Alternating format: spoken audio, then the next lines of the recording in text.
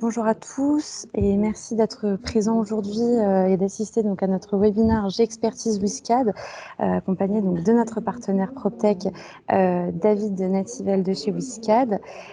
Pour ma part, je me présente, je m'appelle Léa Voileau et je suis chargée de mission commerciale et marketing chez J'expertise. Donc je suis ravie de représenter le groupe d'ingénierie aujourd'hui avec à mes côtés Éric Malenfer, le président chez J'expertise. Bonjour à tous, et c'est David, je crois, aussi qui se présente. Et tout à fait. Oui, Avant tout de vous à fait. expliquer le déroulement, je laisse David se présenter avec plaisir. Donc, merci. Donc, David Nativel, donc ingénieur commercial chez WISCAD, qui est une plateforme collaborative que j'aurai le plaisir à vous présenter tout à l'heure. Et je tiens aussi, du coup, à remercier beaucoup notre partenaire J'expertise pour cette invitation et pour ce webinaire. Avec plaisir. Alors, avant de donner la parole à Éric, je vous fais une brève présentation du programme de ce webinaire. Donc, dans un premier temps, nous allons présenter les entreprises WISCAD et J'expertise. David vous fera une démonstration ensuite de la solution WISCAD avec les différents modules de la plateforme. Ensuite, Éric et David échangeront sur la plus-value de la maquette aujourd'hui, la maquette 3D, pour les projets de construction et l'ensemble des phases du cycle de vie du bâtiment. Et enfin, nous dédierons un temps aux questions et réponses. Si vous en avez, n'hésitez pas à le poser dans le fil du discussion. On se fera un plaisir d'y répondre également au cours du webinaire pour avoir des interactions. Et puis sinon, si on n'y répond pas au cours de la présentation, on dédiera un temps à ça juste après. Eh bien, merci Léa. Alors, quand je dis bonjour à toutes et tous, en fait, vous n'êtes pas très très nombreux aujourd'hui, mais on sait à quel point le mois de juin est un mois extrêmement compliqué. Donc, on est d'autant plus heureux de vous accueillir pour ceux qui ont pris le temps, qui se sont donné la disponibilité d'être avec nous. Mais c'est aussi pour ça que nous enregistrons, parce qu'on sait que effectivement les webinaires sont beaucoup plus regardés après. Pourquoi est-ce que J'expertise a créé ces partenariats avec le domaine de la PropTech et qu'est-ce que J'expertise? Alors certains d'entre vous nous connaissent peut-être et sans doute. D'abord, J'expertise, c'est un groupe d'ingénierie national de 210 collaborateurs qui est réparti, donc, comme son nom l'indique, en disant national sur toute la France et qui a 4 grands départements. Un département qui va mesurer tout ce qui bouge et ce qui ne bouge pas, qui est le département monitoring, qui a été créé dans le cadre du Grand Paris Express et qui aujourd'hui est opéré avec un confrère. Le département historique, qui est le département immobilier, vous allez avoir les géomètres experts, les diagnostiqueurs, les modeleurs, donc ça qui existe depuis 1785, s'il vous plaît. Et donc vous voyez, on fait le grand écart en permanence entre le département immobilier et le département PropTech, qui lui est en train toujours de regarder ce qui vient de se faire et ce qui se fait demain. Le bâtiment et VRD, où il y a des maîtres d'œuvre, des OPC, des économistes de la construction, ce qui n'est pas classique dans un groupe fondé par des géomètres experts. Et puis le département PropTech, très dignement représenté par Léa aujourd'hui, qui est l'ingénierie de la donnée immobilière. Et on va expliquer juste derrière pourquoi nous avons considéré que c'était important. Et donc, pour traiter cette donnée, il faut d'abord savoir la capter, la structurer, l'analyser, et puis après la diffuser. Et donc, on a créé une team spécifique qui est le pôle innovation qu'on a créé en 2015. Alors, le pôle innovation, en fait, il vient piocher en plus. Il y a des personnes qui sont dédiées, des docteurs, et puis il vient piocher après dans les différents autres départements, des personnes qu'on appelle un peu hybrides, c'est-à-dire qu'ils font à la fois de la production dans leur métier pour rester des experts à très haute compétence, et puis en même temps, ils consacrent 20, 30, 40% de leur temps sur le pôle innovation pour pouvoir en permanence s'adapter et apporter des nouvelles offres et des nouveaux regards. Je te propose de passer à la suite, Léa, je te remercie.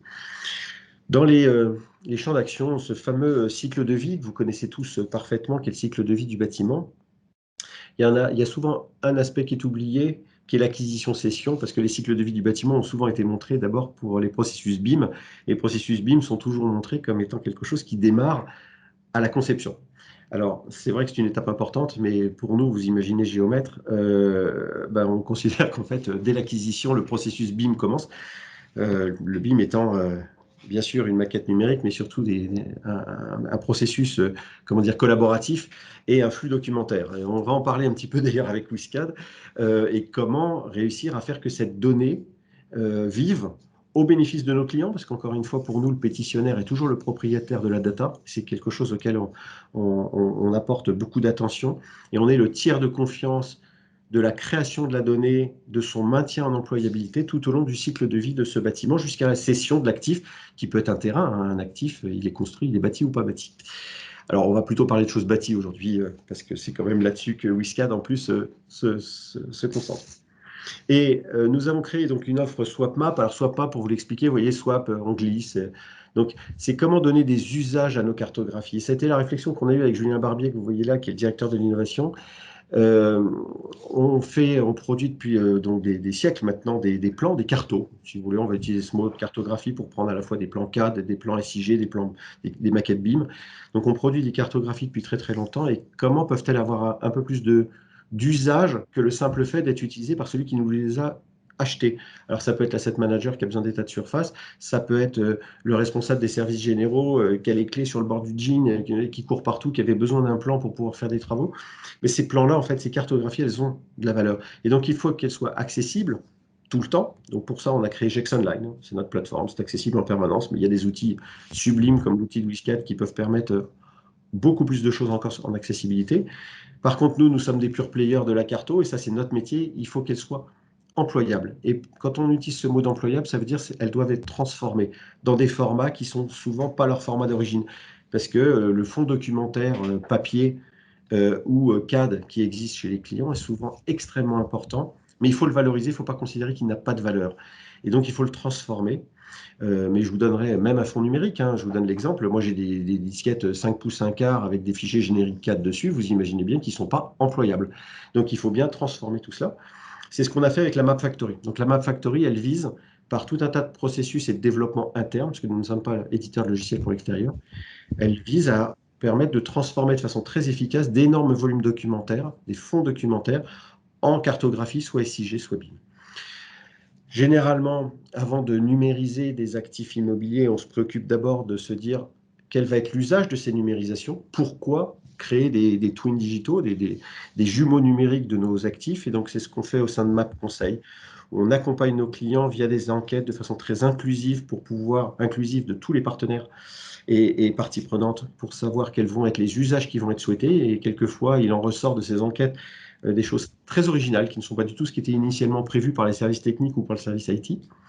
Et donc, en fonction de ces usages, on va se tourner vers différents opérateurs, différents partenaires, comme WISCAD aujourd'hui, qui vont venir apporter la solution qui va être la plus à même de répondre à ces attentes. Et puis, une base de données ne serait rien si elle n'était pas mise à jour. Hein. Tout le monde prend un contrat de maintenance pour son photocopieur, mais qui prend un contrat de maintenance pour ses plans? Peu de gens. Or, ça y est, la prise de conscience est en train de se faire. La constitution de la data, c'est encore ce qui coûte le plus cher. On va souvent dire que nos amis éditeurs coûtent cher. En fait, non, ils ne coûtent pas cher, surtout quand on voit les investissements qu'ils ont mis derrière. Mais ce qui va coûter très cher derrière, et ce qui va nourrir, ce qui va donner toute la valeur à leur application, ça va être que la data soit là, qu'elle soit structurée et qu'elle soit maintenue à jour. Et pour ça, donc, on a mis en place tout un programme qui s'appelle MapCare. Nous prenons soin de vos cartes, que ce soit en étant les yeux des clients sur leur site, en passant régulièrement, ou que ce soit en étant leur bureau de dessin délocalisé pour pouvoir mettre à jour l'ensemble des cartographies.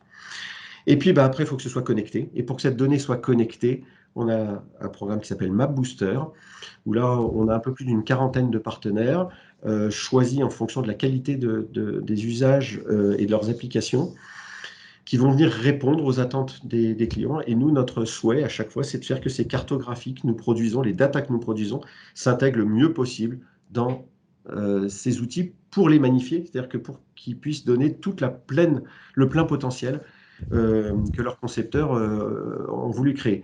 Et donc, je passe la main justement à notre partenaire d'aujourd'hui, qui est WISCAD. À vous, David. Merci beaucoup Eric. Donc déjà bonjour à tous et puis donc c'est un plaisir effectivement d'intégrer ce webinaire encore une fois. Ce qu'a dit Eric est totalement vrai. La data aujourd'hui est au cœur des sujets. Les gens commencent à se rendre compte de l'importance de la donnée. Alors pas seulement sur une étape de vie du bâtiment, mais bien sûr sur toute la vie, tout le cycle de vie du bâtiment. Du coup Léa, est-ce que tu peux tourner la slide? Ce que je vais faire moi déjà, c'est que je vais vous présenter qui est WISCAD et puis après on ira un peu sur sur les grandes briques fonctionnelles qu'on peut proposer à nos clients. Et puis ensuite, je vous ferai une démonstration de l'interface générale de WISCAD, que ce soit côté web, mais aussi en mobilité. Donc, WISCAD, c'est quoi? WISCAD, c'est un éditeur de logiciels. Donc français, on est propriétaire de notre solution et on va accompagner donc, depuis 2013 tous les acteurs de la construction, de l'immobilier, de l'énergie dans la transformation digitale. Alors c'est quoi la transformation digitale? C'est d'essayer de réduire au plus le papier et le crayon sur le terrain, ou en phase conception, essayer d'éviter un peu d'échanger sur les mails, c'est de fournir une plateforme avec des briques fonctionnelles qui peut s'adapter dès les phases de conception jusqu'à, bien sûr, la partie construction, exploitation, maintenance et réhabilitation. Et pour chacune de ces phases, tous les acteurs qui vont avoir de près ou de loin un rôle à jouer vont pouvoir se mettre sur WISCAD avec des droits et des rôles qui seront différents, bien sûr, et vont pouvoir venir enrichir cette fameuse donnée sur le terrain, au bureau, et puis voilà, enrichir en même temps des tableaux de bord, etc. Donc, fondé par deux associés, WISCAD, hein, Cyril Perrin et Marc Germain. On a aujourd'hui un peu plus de 50 collaborateurs sur différents départements. Donc on a le département commerce dont je fais partie, département R&D, donc des développeurs, des responsables de produits, le marketing, comptabilité, etc. Mais aussi on a un département production, et je vous en parlerai un petit peu plus tout à l'heure, qui sont en fait d'anciens conducteurs de travaux, d'anciens responsables de programmes immobiliers qui ont rejoint WISCAD, donc qui connaissent parfaitement le métier, mais ils connaissent aussi parfaitement la solution. Parce qu'on a cette casquette d'éditeur, mais aussi la casquette pour aussi aller former, accompagner à la conduite du changement de nos clients. Donc aujourd'hui, en parlant de ces clients, on en a un peu plus de 3000. Tu peux passer à la slide suivante, qui sont répartis dans 5 secteurs d'activité. Donc ces 5 secteurs d'activité, je vais le dire pas mal de fois durant ma présentation, mais on a choisi un axe fort qui est la personnalisation. Aujourd'hui, on ne peut pas avoir les mêmes termes, les mêmes types de saisie, le même wording sur les informations qu'on va saisir en mobilité si on est un maître d'ouvrage ou une entreprise. On s'adresse également bien sûr aux bailleurs, aux promoteurs, et puis toute la partie service au bâtiment dont fait partie j'expertise, mais aussi les maîtrises d'œuvre, les bureaux de contrôle, les bureaux d'études, etc. Donc WISCAD va pouvoir pour cela, on a choisi, alors c'était important de l'inclure dans cette présentation, mais c'est bien sûr la localisation des données et puis la sécurité et la mobilité. À savoir que WISCAD est du coup une plateforme qui est hébergée dans 2 data centers qui sont français, donc hébergés en France, à Lyon et à Marseille. On a également un respect bien sûr de la RGPD, parce qu'il y a pas mal de modules, notamment un module en site occupé avec les locataires qui vont pouvoir aussi rentrer dans l'échange, notamment lors des phases de réhabilitation. On a aussi une norme ISO 27001, donc on ne va pas s'étendre longtemps sur le sujet. Néanmoins, voilà, on a toute la documentation disponible, et puis vous pouvez regarder sur Internet, hein, c'est une des plus hautes normes de sécurité dans le traitement, l'analyse et le stockage de données. Et pourquoi 2 data centers? Tout simplement parce que les informations la data est redondée en fait, hein, et si demain on a un souci à Lyon, on garantit, on garantit que les données ne seront pas perdues. Concernant la partie ouais, merci Léa. Juste la partie donc mobilité, à savoir que c'est un pan qui est très important et qui plaît aussi à J'expertise, et vous le verrez notamment dans la synergie commune qu'on aura en fin de webinaire, qu'on pourra vous présenter. Mais l'idée, c'est d'aussi avoir cette partie, quand on enrichit une donnée, c'est pas seulement au bureau, c'est aussi permettre à tous les opérationnels qui, sur le terrain, ou aux clients des clients, enfin peu importe, la personne qui va être sur le terrain, qui va pouvoir enrichir tous les jours, hein, quotidiennement, la data, elle pourra le faire à travers son smartphone ou une tablette, hein, que ce soit sur iOS ou Android. Voilà, on peut passer. Donc, ce qu'on a prévu de faire, hein, pour que vous puissiez avoir vraiment une vision bien claire des choses, c'est qu'on a des grandes briques fonctionnelles. Quand vous prenez WISCAD, donc on est une plateforme collaborative, hein, vous vous connectez avec un mail, une adresse mail et un mot de passe, et puis vous arrivez sur un espace où il y a, et vous le verrez tout à l'heure lors de la démonstration, mais vous avez accès à multi-projets selon des droits et des rôles différents.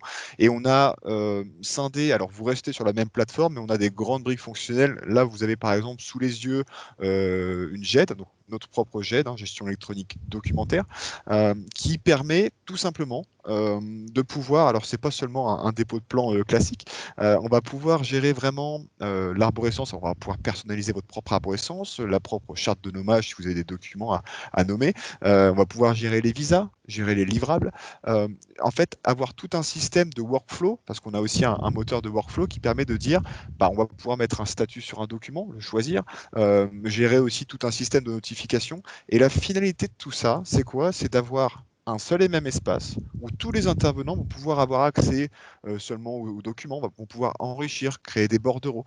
Et la finalité, c'est forcément de livrer un DO numérique tel que construit. Et ensuite, que cette donnée, qu'elle soit en phase conception, exécution, ou même qu'on passe la balle après à la partie exploitation maintenance, mais qu'on puisse être certain d'avoir aucune erreur quant à la traçabilité de la donnée et qu'on puisse toujours être dans cette démarche d'enrichissement. Voilà. Donc, bien sûr, vous êtes cette partie-là de la GED, il n'y a pas de problème. On a pu passer, mais c'est pas un souci. Mais en tout cas, juste voilà, sur un dernier point sur cette partie GED, c'est qu'on a la possibilité aussi, et ce qui plaît beaucoup, on l'a choisi.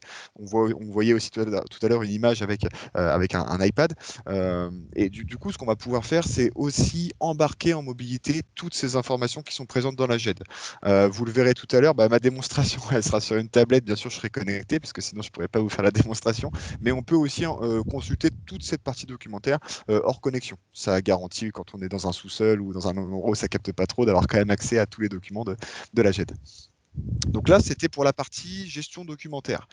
Ensuite, on a une autre grosse brique fonctionnelle. Quand vous prenez WSCAD, vous n'êtes pas obligé d'avoir la plateforme complète. On peut simplement avoir la GED ou simplement ce que vous avez là sous les yeux, historiquement, qui est l'un des premiers modules que l'on a fait. C'est la partie suivi d'opération. Alors, beaucoup de personnes maintenant connaissent le fait de pouvoir poser une pastille sur un plan, de pouvoir lui attribuer un nom, une réserve en face de la partie OPR jusqu'à la GPA. On a pris le choix d'aller quand même un petit peu plus loin, et notamment grâce à ce qu'on appelle nous le moteur de formulaire. Ça nous permet de gérer le suivi d'opération complet. Ça veut dire qu'on va pouvoir faire aussi bien des comptes rendus de chantier à partir de la tablette, de l'avancement, des contrôles, autocontrôles, amener aussi un petit bout de planning sur le terrain pour voir si est-ce qu'on a à faire dans la journée, est-ce qu'on est dans les clous ou pas.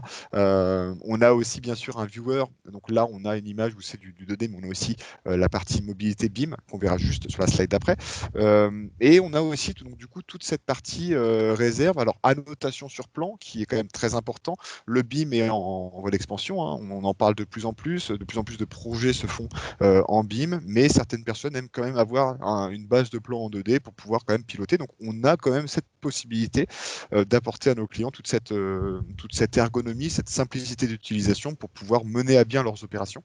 Et ils restent de toute façon sur l'univers WSCAD, donc ils n'ont pas à chaque fois besoin de changer d'application. Sur la slide suivante, on va voir cette partie donc où tout ce que vous avez vu juste sur la slide précédente étant le suivi de projet, eh bien, on va pouvoir le faire donc, en 2D, mais également avec une maquette embarquée en mobilité. Donc ça veut dire quoi? Ça veut dire qu'on a notre propre moteur BIM, donc on ne dépend pas de Forge, on a notre propre moteur. On a la possibilité, effectivement, nous on travaille avec de l'IFC, donc on va pouvoir aller consulter en mobilité une maquette, la faire tourner sur l'iPad, mais pas seulement la visualiser, on va pouvoir également l'enrichir. Ça veut dire qu'on va pouvoir gérer les BCF et pouvoir se dire, typiquement, on peut s'assurer, la finalité de ce module-là, et de toute façon dans l'esprit de WSCAD, c'est de se dire, on veut s'assurer qu'entre le bureau et le terrain, et ce qui se passe vraiment sur le terrain, on puisse avoir une maquette qui est sensiblement la même. Donc, comment on le fait? Tout simplement en ayant la possibilité de communiquer en mobilité, en disant je vais pouvoir aller enrichir un objet, va pouvoir peut-être rajouter une propriété, lier une réserve à un objet, lier un avancement, une fiche, un guide d'entretien ou quoi, ou qu'est-ce, peu importe. On va pouvoir vraiment aller venir jouer avec les objets et en mobilité pouvoir gérer cette information. Et puis, on a ce qu'on appelle, nous, bien sûr sous réserve d'avoir les droits, on peut fermer ou ouvrir les droits là-dessus, mais on peut soumettre une modification en mobilité de maquette. Alors, ça veut dire quoi? Ça veut dire que les opérationnels qui vont être sur le terrain ou le client qui va vouloir renseigner une information pour que ça remonte après au bureau d'études, par exemple, ou pour le BIM manager, ça va permettre de dire je soumets une modification, donc instantanément, ça ne va pas modifier directement, ça va remonter sur l'image que vous avez sur le PC, donc on est sur un univers Revit, et en fait, comme on a un plugin avec Revit, on va pouvoir aller lister, on voit très, très brièvement, mais sur l'écran, on voit qu'en fait, il y a une liste de modifications, de soumissions de modifications qui a été faite, et le BIM Manager pourra ou non après accepter ou pas, et puis ça va resynchroniser la maquette pour qu'après les informations soient mises à jour. Encore une fois, l'idée c'est de pouvoir être certain qu'entre le bureau et le terrain, on ait une maquette qui soit la même pour éviter les travaux de recollement, notamment en fin d'exécution, et puis pour passer après le bébé, hein, si je puis dire, sur la partie exploitation maintenance. L'idée aussi par là, et vous le saurez très certainement, c'est de se dire les maîtres d'ouvrage ou les clients qui ont besoin de gérer un patrimoine, n'importe quel type de patrimoine, ont forcément dans les compteurs la volonté d'optimiser la maintenance préventive plutôt que curative. On sait qu'il y a des pourcentages qui sont incroyables. Hein, voilà, on optimise vraiment cette maintenance-là pour pouvoir permettre de gagner, de réduire ses charges et puis aussi de pouvoir être certain qu'on a un patrimoine numérique tout simplement à jour. On est sur l'interface générale de WSCAD, donc je vais même retourner depuis le début, hein, comme ça vous aurez vraiment l'information. Donc je me connecte, hein, j'ai mon identifiant, mon mot de passe, donc là je suis connecté sur une base de démonstration.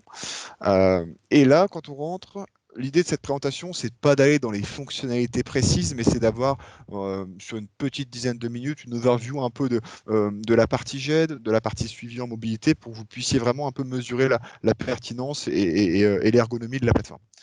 Donc là, on est sur l'interface générale. Je viens de me connecter. Donc, comme je vous l'expliquais, j'ai accès à plusieurs projets. Donc, je ne suis pas obligé d'avoir les mêmes droits et rôles sur les projets, hein, mais ça permet vraiment de scinder les projets. Hein.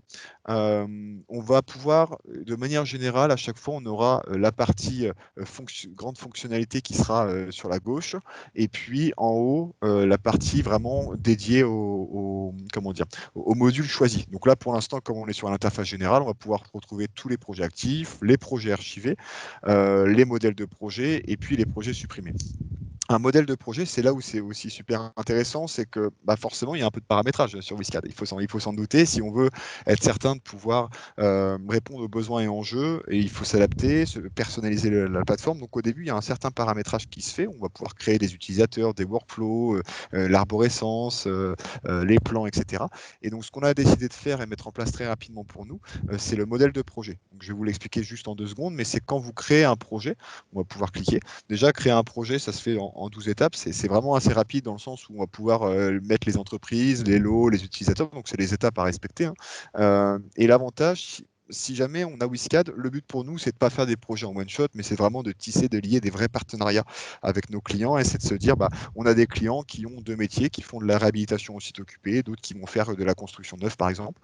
Et dans ces cas-là, on peut créer un modèle de projet en disant, tous les process que j'ai quand je fais de la réhabilitation, ils sont sensiblement identiques à chaque fois. Bien sûr, ce n'est pas toujours les mêmes entreprises, mais on a le 80% qui est identique en général. Donc, du coup, on va pouvoir créer un modèle de projet à partir d'une base qu'on va pouvoir personnaliser. Et une fois qu'on choisit ce modèle de projet-là, toutes les informations vont automatiquement s'alimenter. Il restera bien sûr peut-être les entreprises qui ne seront peut-être pas les mêmes d'un projet à un autre, mais dans ces cas-là, on gagne quand même beaucoup de temps. Donc ça, c'est vraiment sur cette partie création de projet. Maintenant, on va aller dans un projet, on va aller par exemple sur le projet Avenue Générale Leclerc, on va cliquer dessus, et là, comme je vous le disais, on va pouvoir avoir tous les différents modules. Alors là, document, donc c'est pour le module de GED, hein. On a le module de suivi de projet, le BIM, qui arrivera très bientôt, parce que là, vous avez en plus, on a une avant-première, la présentation de la nouvelle plateforme WSCAD, la version S.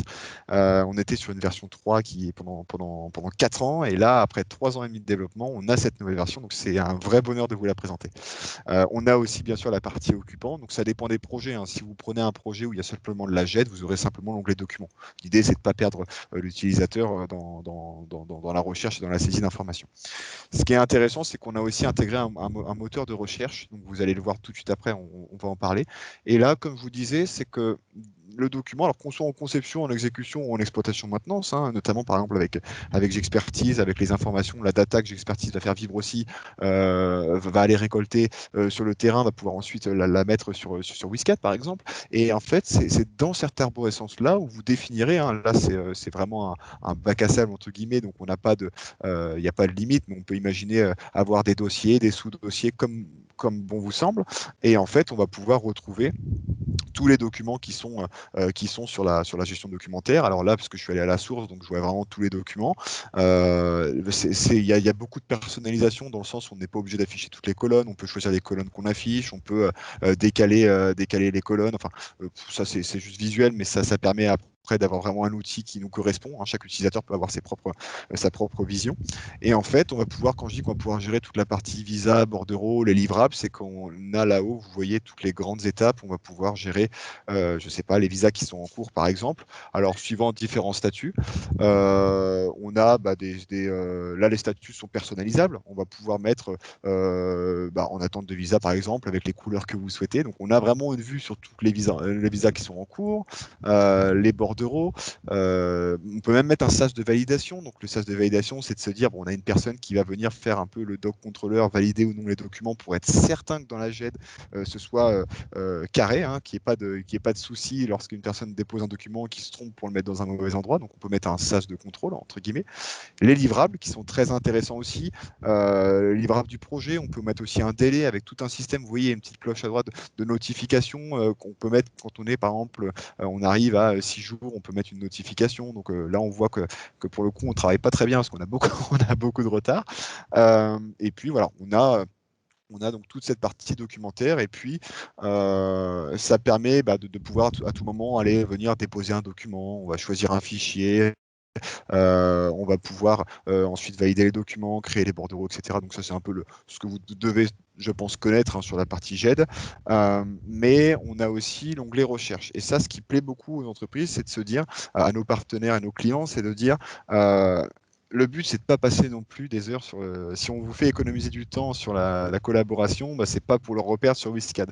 Donc, on peut définir des recherches. Par exemple, si on parle des visas qui sont en attente, on peut créer une recherche qui s'appelle visa en attente et puis on voit directement tout ce qui nous concerne ou tout ce qu'on souhaite. Et puis, si on a une réunion qui commence dans 5 minutes et qu'on veut faire un point sur justement cette partie-là, on va pouvoir exporter très rapidement ça. Et on va pouvoir après donc cliquer sur ça. Donc après, c'est de la personnalisation. Vous voyez que là, c'est vraiment en brut, mais on peut aussi le personnaliser. Mais ça permet vraiment de dire, on a les informations, on peut les exporter, elles sont vivantes, elles vivent ces informations-là, on peut venir les enrichir et toujours les avoir à disposition aussi en dur. C'est important. Donc là, c'était vraiment sur la partie gestion documentaire. On a maintenant la partie suivi de projet. Du coup, sur la partie tablette, donc pareil, je vais pouvoir me connecter à travers une application. Et du coup, je vais avoir accès aussi à tous les projets. Donc, on remarque juste que là, les projets ne sont pas tous importés par souci d'espace. On a préféré dire, si on veut ajouter un projet, on peut l'ajouter sur le petit carré orange que vous avez en bas à gauche. Et vous avez donc, encore une fois, accès au projet. Donc, on va aller par exemple sur Webinar 2020. On va pouvoir avoir les informations. Alors, on a sur les projets les carnets d'adresses si on le souhaite. On peut avoir les documents qu'on peut aussi, même hors connexion, aller consulter. On peut consulter la documentation. Et c'était ça où je vous disais pour l'avantage quand on est sur le terrain d'avoir aussi accès à tout ce qui est documentaire sur la GED. Et puis, on a aussi cette partie plan. Et la partie plan, c'est selon une arborescence précise. Encore une fois, personnalisable, on va pouvoir se dire, on va pouvoir emmener le plan en mobilité et puis après aller venir l'enrichir. Donc tout le monde connaît un peu la partie pastille, bien sûr. Ce qu'il faut faire, faut bien être conscient que ce qui est en train de bouger là, les rectangles, c'est personnalisable dans le sens où on a nommé par exemple des examens visuels comme des autocontrôles, des réserves, ce sont aussi des réserves, mais on peut imaginer n'importe quelle typologie de pastille avec le terme que vous souhaitez, la couleur, les statuts aussi. Là, on a un statut, vous pouvez le voir en bas à droite, là c'est une réserve, donc c'est les statuts qui sont assez standards avec non levé par le sous-traitant, entreprise générale, maîtrise d'œuvre, etc. Mais on a aussi la possibilité de personnaliser ces statuts pour dire juste, c'est une tâche, est-ce que c'est vu, pas vu, est-ce que c'est fait, pas fait. Enfin, c'est vous qui définissez et qui mettez le curseur où vous souhaitez. Et de toutes les manières, vous avez pour chaque formulaire que vous allez saisir, nous on appelle ça un formulaire, par exemple une réserve est un formulaire, et je vais vous montrer à quoi ressemble le cartouche. Tout simplement, ça sera sensiblement toujours la même chose. Ça veut dire qu'en mobilité, quand vous avez des annotations à faire, vous avez la section qui est à gauche. Là, c'est la réserve, donc c'est assez standard. On peut personnaliser pour que ce soit fait en 2 clics, où on peut faire des réserves qui sont un peu plus cossues, un peu plus longues à saisir, mais on peut, voilà, on a du menu déroulant, on peut avoir du texte libre, des dates, on peut prendre des photos aussi à chaque fois. Les photos, un peu à l'instar de ce qu'on a aujourd'hui comme application, on peut aller dessiner sur la photo, mettre du texte, etc. Et donc là, on peut avoir quelque chose de très simple. On peut aussi échanger dessus, hein, sur chaque annotation qu'on va faire. On va pouvoir échanger. Mais aussi, si on prend l'exemple de l'examen visuel, on va pouvoir, je vais vous montrer un peu la différence, mais on peut aussi faire quelque chose de beaucoup plus pas difficile, mais un peu plus cossu à saisir, dans le sens où il y a les autocontrôles, les états des lieux, par exemple, des enquêtes de satisfaction, etc. Tout type de formulaire qu'aujourd'hui nos clients utilisent ou vous utilisez, on peut aussi les numériser pour pouvoir. Vous voyez, là, on a quelque chose où les sections sont quand même un peu plus renseignées, on a plus de champs à saisir, on a du texte libre, on peut avoir des dates, on peut même avoir des signatures. Et l'idée, c'est ça, c'est de respecter le formalisme pour qu'ensuite, là, on a donc l'exemple avec ces autocontrôles-là. Mais si on souhaite après, parce que le but, c'est pas simplement de saisir, mais c'est qu'est-ce qu'on fait après de cette donnée. Et l'objectif, après, ça va être de récupérer cette donnée à travers des tableaux de bord, à travers des rapports. Et vous avez en bas à gauche, en fait, toute la partie synchronisée, hein. C'est tout simplement de se dire, on peut travailler sans forcément synchroniser, même hors connexion. Mais si on veut que les informations remontent, ce qui semble logique, il faut qu'on synchronise la tablette pour que toutes les informations qu'on a remontées, un peu à l'instar des infos, comme j'expliquais tout à l'heure sur la partie maquette BIM, où on va pouvoir remonter les infos dans le back-office, et tout simplement, il faudra synchroniser pour dire en gros à l'application, j'ai saisi des informations, j'ai enrichi l'info, donc on va pouvoir remonter ça. Voilà. Et ce que ça donne au final, tac, et hop, et on va pouvoir retourner sur ce fameux projet webinaire 2020.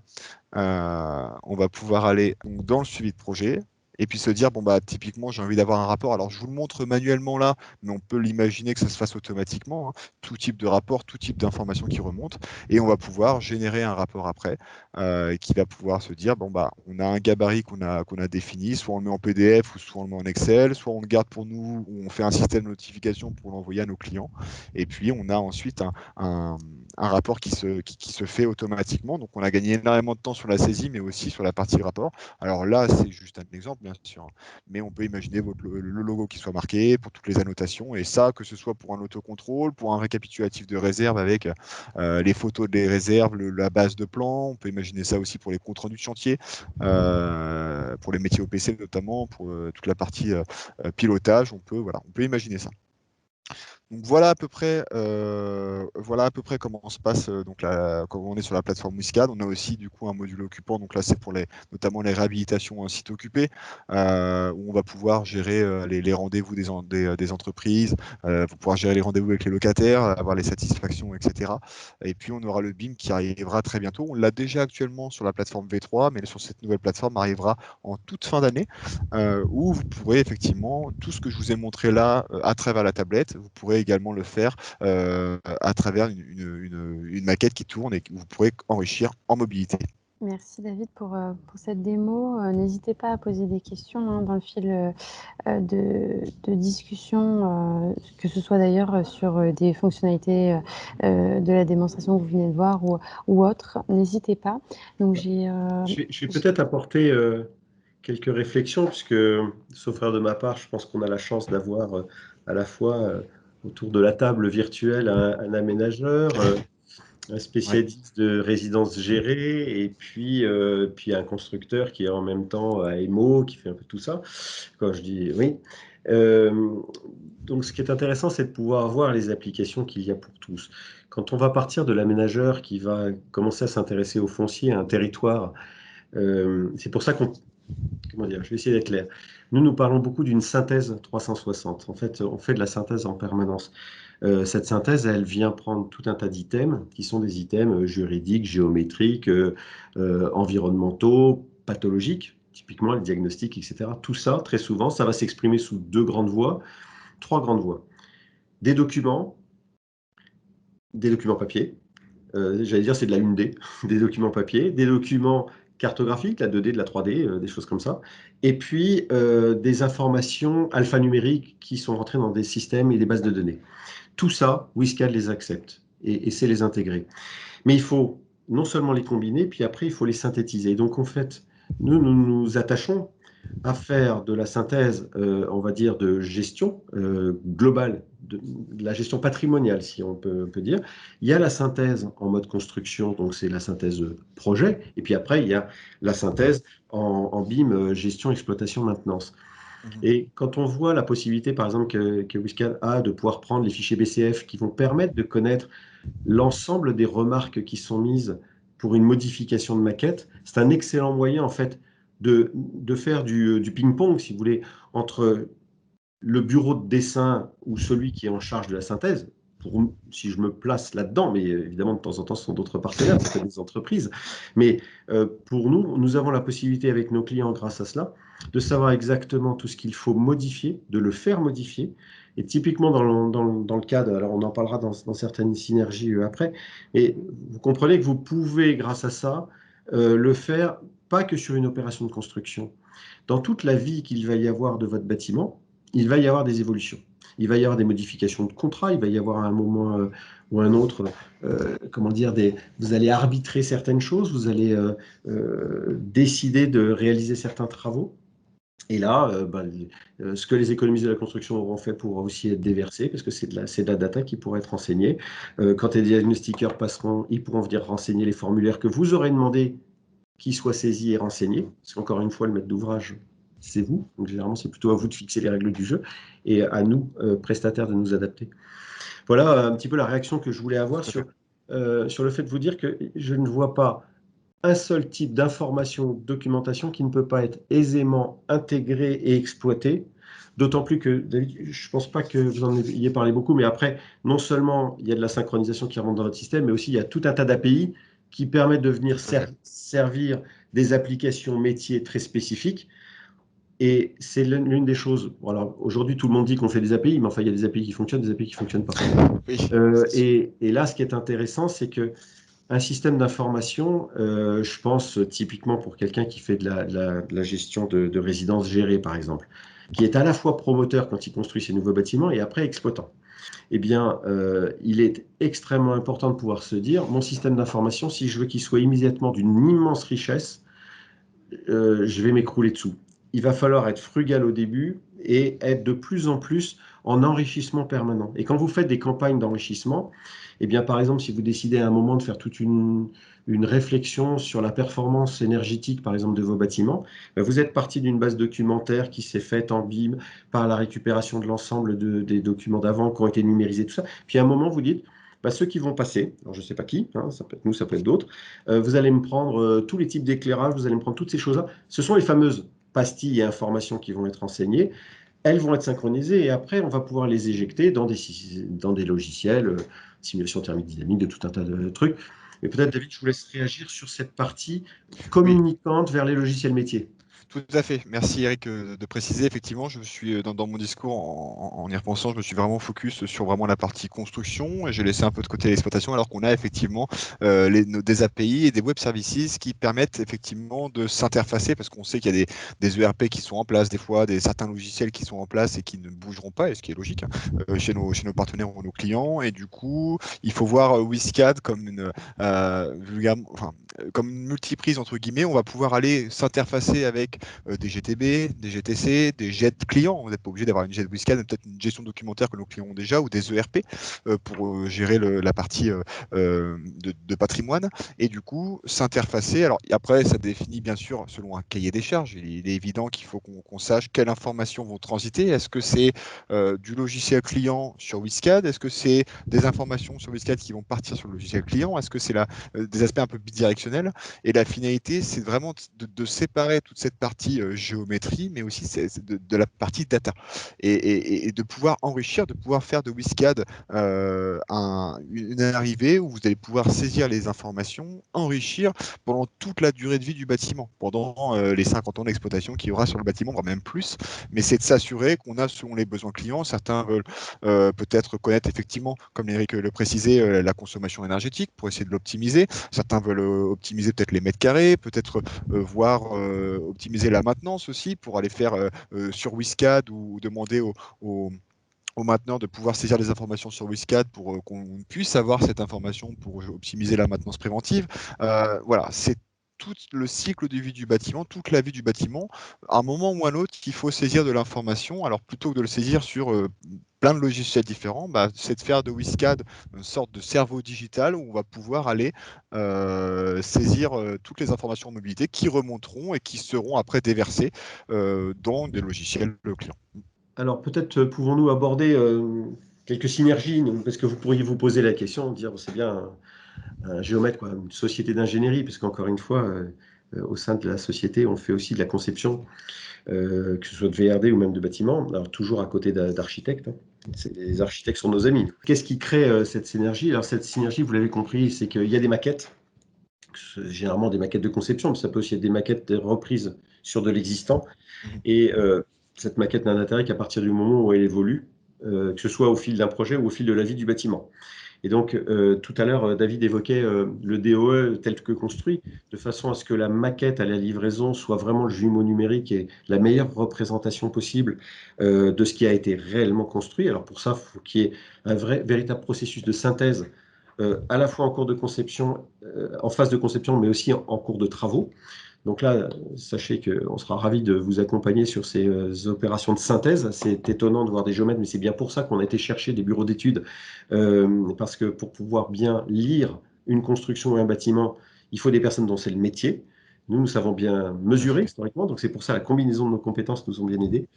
Et ça permet cette production de maquettes fiables qui peuvent être livrés et je pense qu'ils peuvent être valorisés. Et dans les opérations de promotion, on se dit souvent le promoteur n'a d'intérêt que pendant la phase de construction, de livraison, et puis après il s'en va en courant en espérant qu'on ne le rappelle pas.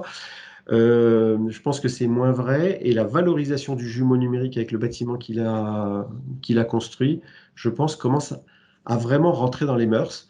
Et on voit peu de gros opérateurs aujourd'hui qui vont acheter des bâtiments qui ne vont pas demander qu'il y ait tout un tas de labels environnementaux ou autres, mais aussi qui ne vont pas demander une qualité de jumeau numérique et une qualité, pas que de jumeau numérique, de système d'information bien construit sur lequel ils peuvent s'appuyer pour pouvoir continuer derrière.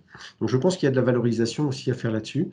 Et David, avant de vous passer la parole sur les synergies que si vous voulez développer, mais encore une fois sur cette notion de mise à jour, parce qu'on a développé avec MapCare, nous pensons que ça ne peut être efficace qu'à partir du moment où il y a un outil de communication entre le client et nous. Typiquement, WISCAD est un outil permettant de tenir à jour un système avec la rigidité de la loi de commande, comme on aime à dire dans l'industrie, pour être sûr que ce qui a été modifié est bien porté, et surtout avec la traçabilité de qui l'a porté. Ce qui fait que si, par exemple, vous nous demandez de porter des modifications qui viennent d'entreprises, nous vous les portons, votre système est mis à jour. Et si vous voulez qu'en plus, une fois par an, par exemple, on vérifie tout ce qui a été modifié, eh bien, en plus, après, vous avez une traçabilité, donc vous avez une garantie en plus. Donc, vous voyez la nuance, c'est à la fois la mise à jour et la garantie. Pourquoi? Parce que vous avez de la traçabilité, vous savez qui a fait quoi. David, je vous rends la parole. Donc, voilà, vous avez déjà beaucoup développé, Eric, mais c'est juste effectivement pour préciser, ici, WISCAD, on ne prétendra jamais avoir l'expérience d'un géomètre comme expertise ou d'autres missions comme ça. L'idée, c'est que nous, on soit la passerelle, le relais, si on peut dire ça comme ça, pour effectivement apporter, que ce soit pour le client de Gexpertise, pour Gexpertise lui-même, de pouvoir apporter effectivement un outil qui permette de communiquer, de saisir et d'enrichir cette donnée tout au long de la contractualisation ou du partenariat que vous avez. Effectivement, voilà, on sert vraiment de relais, on a l'application qu'il faut pour, on a la possibilité de s'adapter aux besoins, s'adapter aux personnalisations vraiment du métier ou de la mission qui a été demandée. On peut gérer les interventions aussi. Hein, et voilà, donc on est vraiment cette passerelle et effectivement cette synergie, c'était important de vous la présenter aujourd'hui parce que on a vraiment les deux parties, la partie terrain et expertise, hein, que Gexpertise fait preuve, et on a la partie logiciel WISCAD qui permet de mener à bien cette mission, en fait, voilà, pour garder la communication et la synergie. Écoutez, il nous reste à vous remercier, à confirmer le fait que vous aurez le lien. Merci beaucoup, David, pour merci Eric, merci Léa, et merci à tous pour votre attention. Avec grand plaisir, David, au plaisir. Et bien sûr, vous recevrez le lien du webinaire d'ici quelques jours. Et puis, nous nous ferons un plaisir, David, Eric et moi-même, à vous répondre à vos questions, organiser certains rendez-vous si vous souhaitez approfondir différents sujets. Merci beaucoup. Super. Merci à tous. Merci à tous. Passez Et une très Merci, bonne très belle excellente journée. fin de journée. Au revoir. Au Au revoir. revoir.